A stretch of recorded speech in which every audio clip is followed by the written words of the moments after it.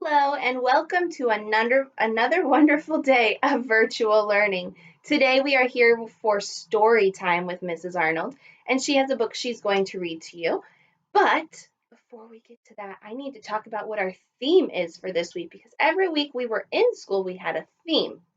So we have a theme this week as well. We are going to stick with our fairy tales as a theme for the next few weeks, but each week within will have a specific fairy tale we are working on. So this week we are going to be working on Goldilocks and the Three Bears.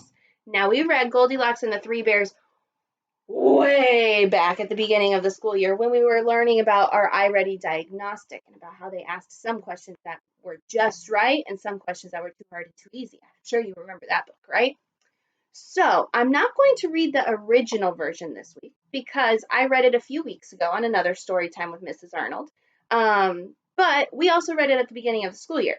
So instead, this week I'm going to jump right into an odd version of Goldilocks and the Three Bears, which means it has the same type of story, but it's been tweaked just a little. So today we are going to read Goldilocks and the Three Hares. So what is a hare? Is it this kind of hare? No. What are hares? They're bunnies or rabbits, right? So the book calls them hares, but they're just bunny rabbits. That's all they are. In this book, it has a lot going on. It'll have the main story. It has like speech bubbles for our characters. These are speech bubbles. That means like someone's talking. And it has speech bubbles at the bottom by some mice, by a family of mice. We are not going to read the ones by the mice because it's too much with the whole story and it gets confusing. We are just going to read our main story and what our main characters are talking about, okay? We're going to ignore the mice. Okay, so we're going to read our story, and then I have your writing prompt for today. So let's go ahead and begin.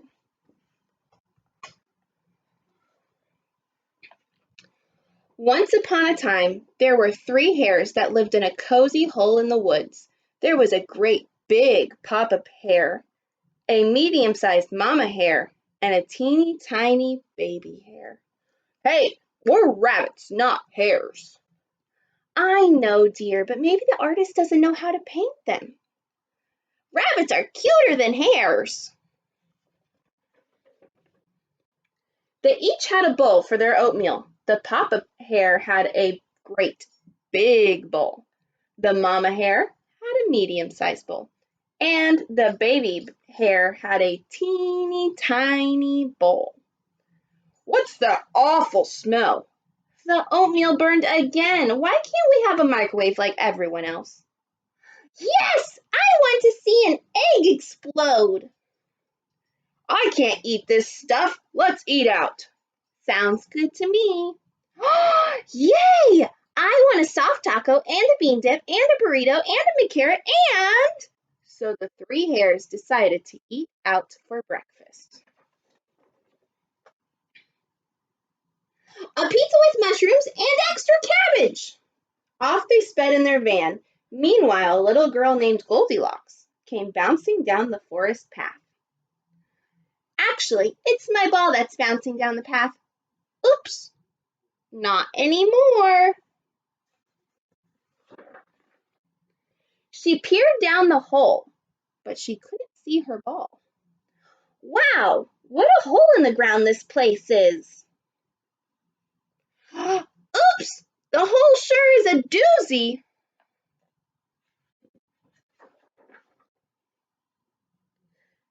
Anybody home? Ooh, what's that awful smell? In the kitchen of the three hares, Goldilocks found the three bowls. The great big bowl, the medium-sized bowl, and the teeny tiny bowl. Three bowls of burnt oatmeal. Goldilocks tasted the oatmeal in the great big bowl.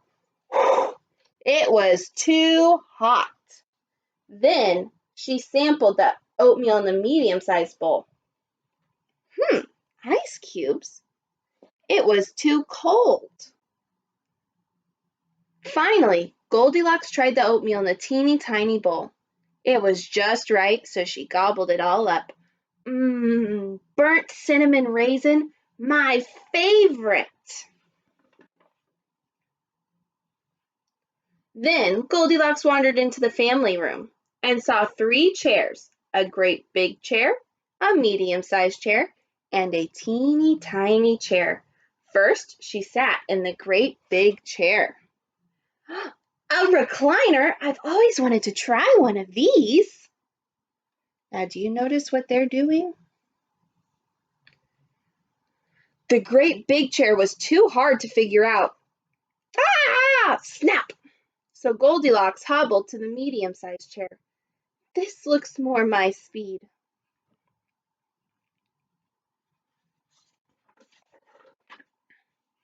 The medium-sized chair went too fast. Whoever owns this chair is off his rocker. Finally, Goldilocks sat down in the teeny tiny chair. It was just right. Ah, this one looks just crash. Right. Then Goldilocks decided to see what was upstairs. I hope they have computer games. Upstairs, Goldilocks found three beds. A great big bed, a medium-sized bed, and a teeny tiny bed.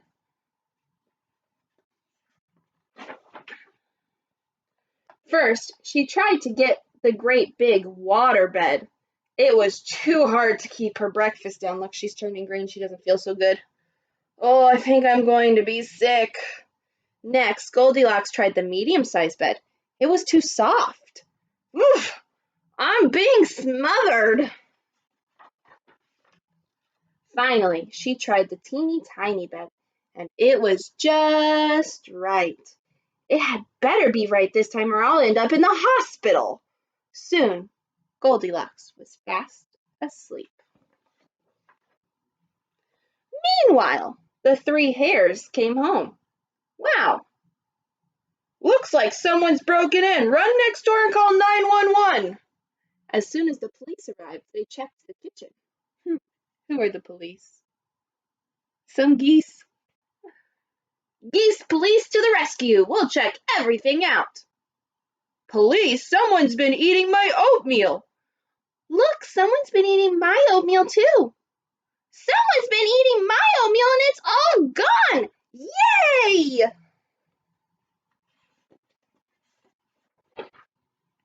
Next, they checked the family room.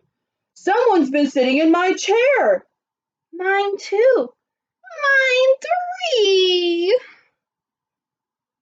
Take a gander at this, Clarence. It's the famous mom and pop robber gang, the Gozy gang family. The Gozy family?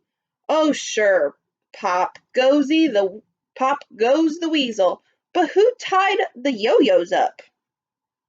An undercover investigation of the beds revealed more. Officer, someone's been sleeping in my bed. Looks like someone's been sick in your bed, too. Someone's been sleeping in my bed, and there she is! Huh? Oh, wow, what a dream I've been having, but I'm here now and you're here. Auntie Em and Uncle Henry and little Toto, too. There's no place like home, is there? Is this your niece, Mr. Hare? We're not related. She's human. We're rabbits. Rabbits? The title says you're hares. Which is it? Sorry about the bed. I'll clean it up and don't worry about Toto's chair. I'm handy with a glue stick. Would you like me to put it back together as a chair or turn it into a fort? I could come over tomorrow. Auntie Em would make French toast for breakfast. French toast? Can you make it unburnt? Sure, and with powdered sugar or carrots on top, whichever you prefer. Well, that about wraps it up. Weasels are getting a bum rap. Can you really make a fort? Sure, that's my forte. Goldie, are you available for rabbit sitting? I was thinking of going back to work as a hairdresser. How early could you be here tomorrow? Just how long have you been impersonating a hare, Mr. Rabbit? Oh boy, here we go again. The end. Now, this story was a little different than the normal Goldilocks and the Three Bears, but it also shared a lot of the same things. So we have different types of characters, which is why our writing prompt for today is about our characters and our settings. So we're going to discuss both, and then you are on your own to write. So we're going to discuss our characters. Who were our characters in Goldilocks and the Three Hares?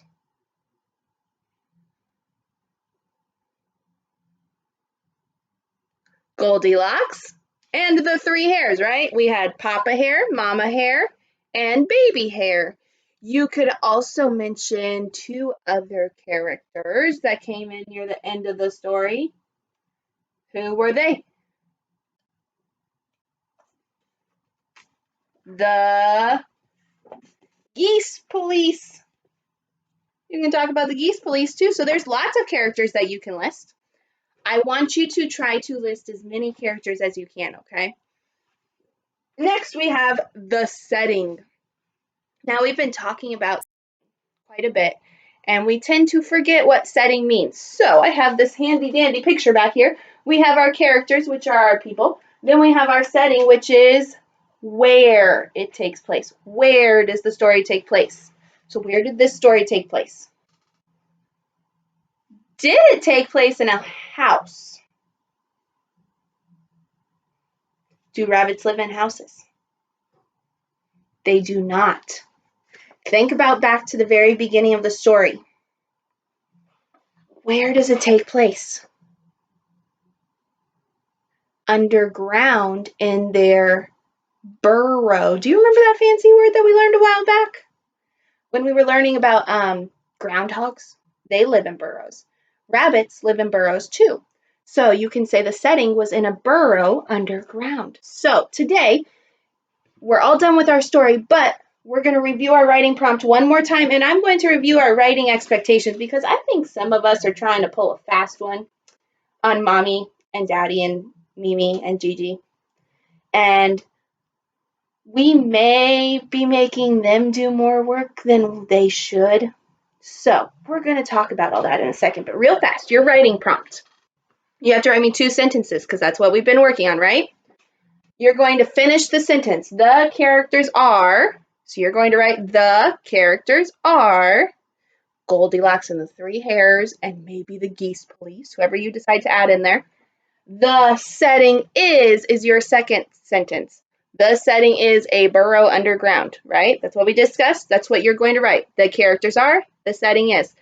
I should see a picture. I've been getting some writings without pictures. I love pictures. Where are my pictures? So maybe on this one, I know some of us, when we've done this before in class, we used to draw a line down the middle so that we knew this was our first sentence, the characters are, and you could draw all your characters. And on this side, you could draw the setting. So you may want to do that in your writing journal. Draw a little line down the middle, which I have my writing journal here. Well, I did. Oh, it's right here. So it's going to go in here. I'd find my next page, which Mrs. Arnold hasn't used the first page yet, but you probably have.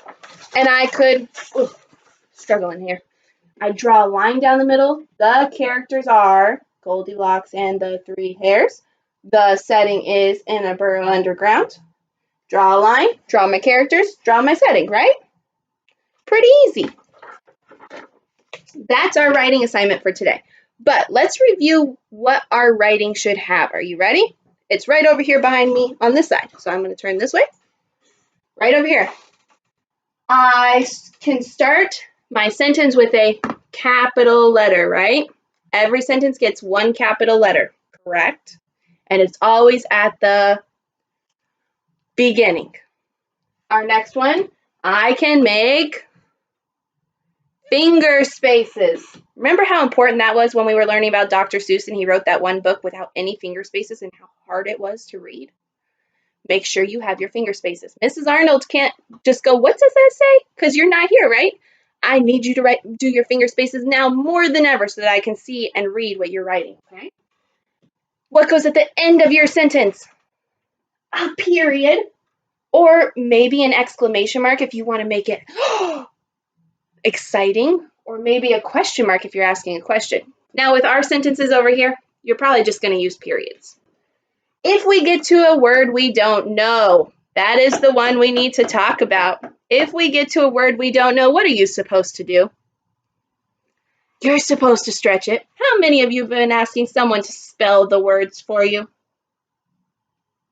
Some of us probably have, haven't we? Yeah, we're trying to pull a fast one. I see ya. I caught ya. Please make sure you are stretching those words, right? Because when you go back to school, is Mrs. Arnold going to spell those words for you? No, we know she's not going to spell those words for you, right? And when you go to first grade, is your teacher going to spell those words for you? Nope. So stay in the habit of sounding out words we don't know how to spell, okay? When I write burrow, I should probably go b-er-o. I heard 3 sounds. B-er-o. So there's probably 3 letters right there, right? If I see it spelled correctly, I'm going to get suspicious. I can spell word wall words correctly. Now, you don't have a word wall at home, but we spent a lot of time practicing how to write some of our sight words. So the word the, by, she, he, all those words, plus lots more. There's tons of words that you already know how to write. So I should see those ones spelled correctly. Sight words should be spelled correctly unless they're weird ones that we didn't work a lot on. And lastly, you should have a picture with your writing every single time. And if there's a label, that's even better. But Mrs. Arnold didn't always require labels, but she does require a picture, right? And our picture has to have how many colors? At least 5, right? The picture should also be as big as our hand. So should I see an itty bitty cat in the middle? No. Draw me the cat. You can draw me a sun. You know, you got to make it bigger, right? Make a picture as big as our hand. Okay. Well, that is all I have for you today. Please do your writing assignment and take a picture so I can see it. And I'm watching you, little ones. No more trying to pull fast ones over on Mrs. Arnold or whoever's watching you and helping you. We know you know how to do a whole lot more than you're letting on. I want to see your beautiful writing, and I miss you all very, very much. But I will see you later in our math lesson, okay? Bye.